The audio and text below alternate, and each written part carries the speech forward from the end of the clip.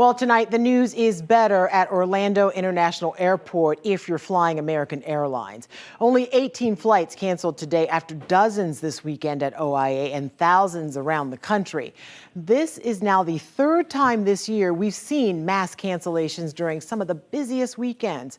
So what's the problem? News 6's Eric Von Anken is live at OIA tonight, investigating what happened this time and, Eric, more importantly, when this will stop happening.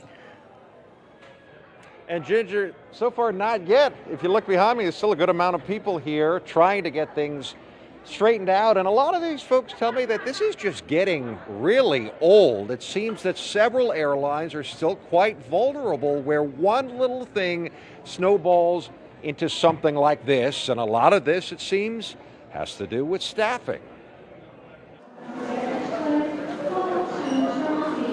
Weary travelers still wandering around the airport again today, waiting in line after line, just trying to get home. We're separated. It's a family of 5. The 2 o'clock one got canceled, and our 4 o'clock is still up in the air. Some passengers are tired because they tell us they've been through this before. Spirit Airlines had a meltdown, remember, over the summer. Southwest last month canceled hundreds of flights in one weekend. And now, for the second time this year, American is doing what it calls proactive cancellations to try and get their people and planes back in place after bad weather at its home base in Dallas last week. Why does this keep happening?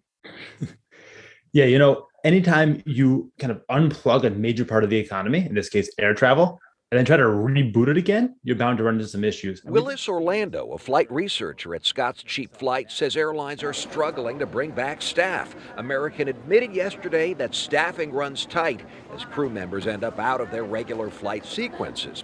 But many flight attendants and pilots were furloughed against their will for a contracted amount of time. So bringing them back isn't simple or quick, and they have to be retrained. American promises it will continue to staff up. 1,800 flight attendants are coming back from furlough today, and the company says it's hiring new pilots and tech ops and reservation agents for the holiday season. Southwest Airlines tells me it's also ramping up for the holidays, finding a balance between flight scheduling and staffing and building in room for unexpected events like weather by increasing reserve staffing. And that flight expert I chatted with points out that there are 2 airlines that actually have really not been affected over the past several months. He says you may want to think about booking a flight with them. Also, he's got a bunch of suggestions if you want to travel this holiday season and you're worried about something like this. And finally, what is the airport? Think of now the 3rd mass cancellation event, all of that when I see again coming up at 6. For now, live at the airport, Eric Von Anken getting results. News 6. Eric, thank you.